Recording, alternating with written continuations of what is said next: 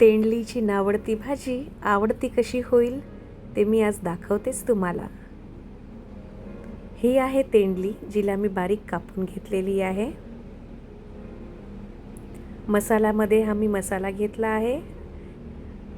हळद आहे, जिरे पावडर आहे, धणे पावडर आहे आणि थोडीशी मोहरी आहे. एक तवा घेतला आहे.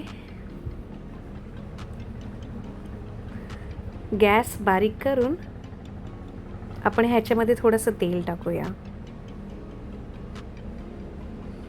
आणि हे तेल थोडंसं गरम होऊन देऊया.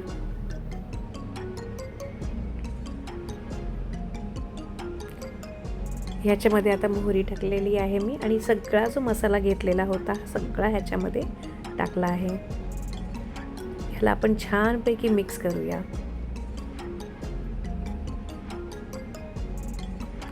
तुमच्या घरात पण अशी माणसं आहेत का की ज्यांना तोंडलीची किंवा तेंडलीची भाजी आवडत नाही? तर मग अशा प्रकारे नक्की ट्राय करा, सगळ्यांना खूप आवडेल. आता हे माझं तेल गरम झालं आहे. आता ह्याच्यामध्ये मी जे कापलेली तेंडली होती किंवा तोंडली होती ती ह्याच्यात टाकली आहे. माझा गॅस अजूनही स्लो आहे. आता हा जो मसाला आहे ना, ह्याला मी एक जीव करून घेणार आहे, सगळ्या तेंडलीला लागेल असं. मसाला खूप कमी घेतला आहे मी, कारण माझा मसाला खूप तिखट आहे.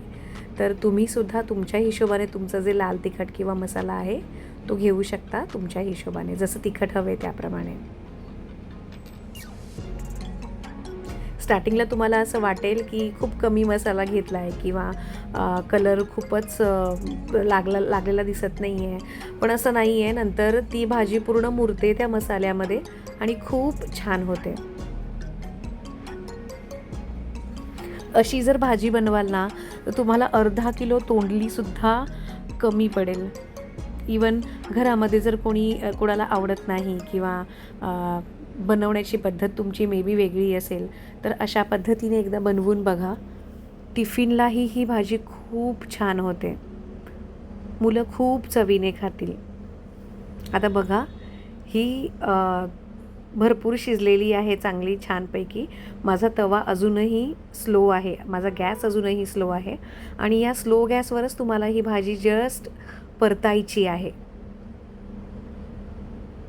छानपैकी कडक होते, कुरकुरीत होते आणि खायला खूप छान लागते.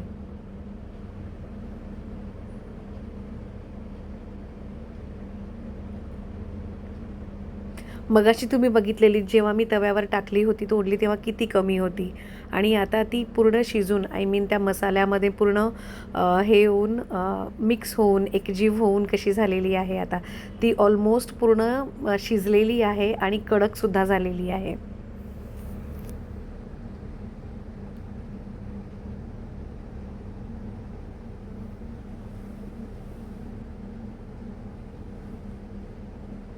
ही बघा, ही आहे तोंडली रेडी.